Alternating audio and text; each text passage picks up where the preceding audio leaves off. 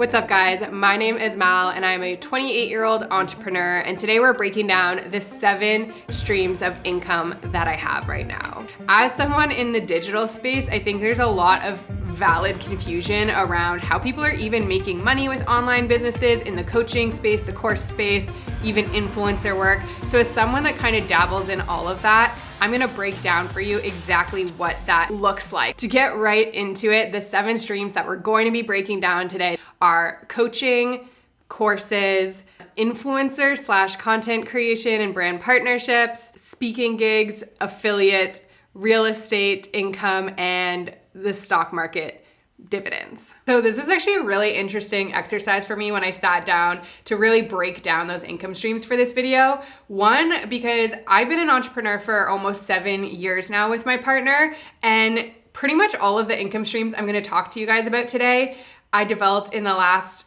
2 years at most. The second reason is just as somebody that has an online business, I know that I dabble in a lot of things, and sometimes I don't even know what to say when people ask what I do. So it's really interesting to look at what that breakdown truly is. So the first stream we're gonna look at is my coaching. So that is my private coaching where I help people with their business, anything from marketing to honestly setting boundaries.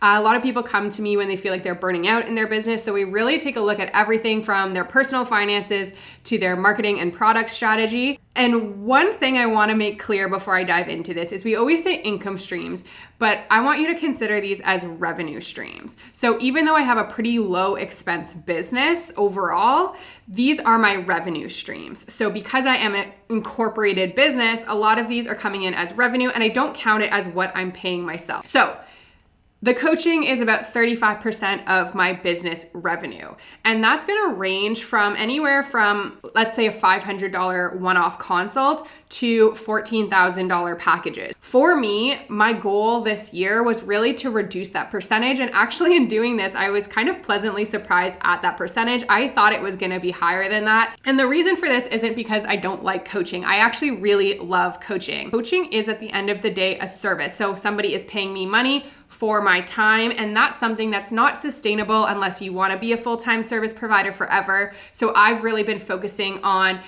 stepping back a little bit so that I can create these more automated long-term revenue sources. I stopped taking private clients this summer knowing that we had a big move coming and knowing that I wanted more time to focus on those long-term things. So that 35% is actually largely from the first half of the year. The second one is my course revenue. And this one, I was actually really excited to find out I'm at 60% of my revenue right now is coming from course sales. So there's 2 parts to that. There's live launches and there's evergreen.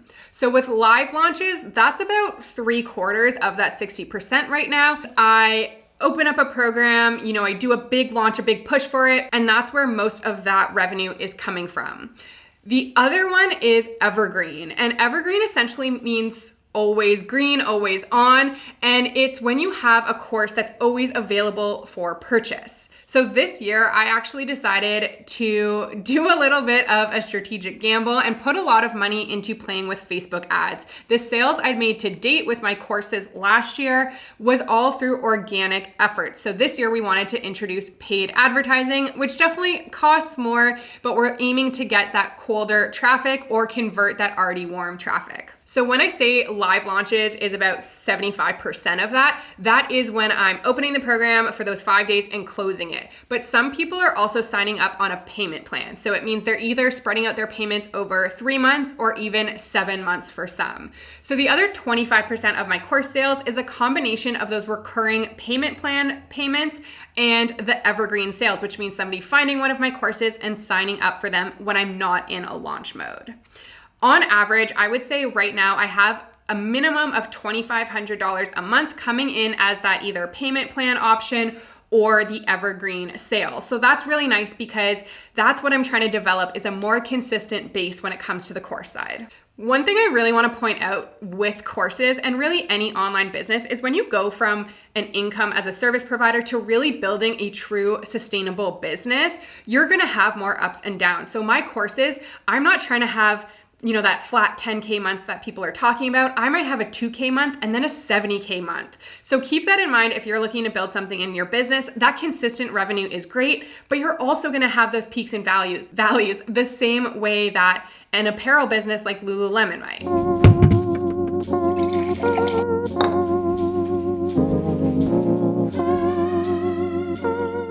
Okay, so these next few streams are the most interesting ones to me. They're the ones that people don't really think about as much, or they tend to have lots of questions about when they find out about them.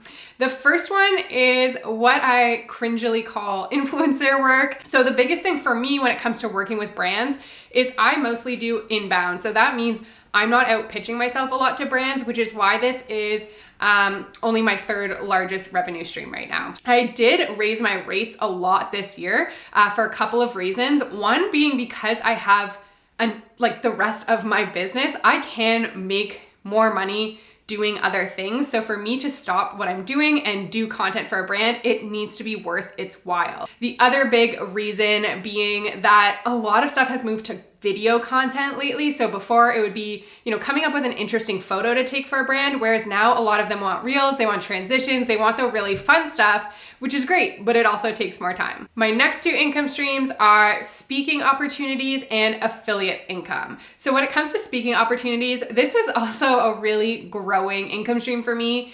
Pre-pandemic, during the pandemic with virtual events, there's not as much going on. I find right now my speaking gigs are more for small organizations, whereas before I was doing bigger conferences or more corporate gigs. But regardless, it's still an income stream for me right now. When it comes to the affiliate income, it's honestly more of a volume game. A lot of these you're making maybe $20 when somebody signs up for something. But what I like to do is really naturally incorporate it across my business. So I have a whole web page on my website with my favorite resources because people ask me often. I incorporate it right into my course videos so people know the favorite things that I use. And I really think about how I can just naturally incorporate it across the board so I'm not putting in a lot of effort to make those sales.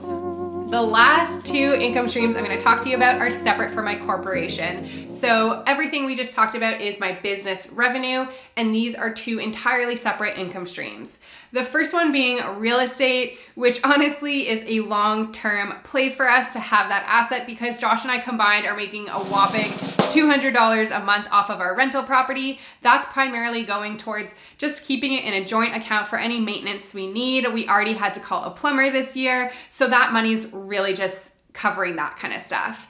If you want to know how we actually got this rental property, check out this video here and we break down how we've bought 2 properties already. And my last income stream is boring old stock market securities.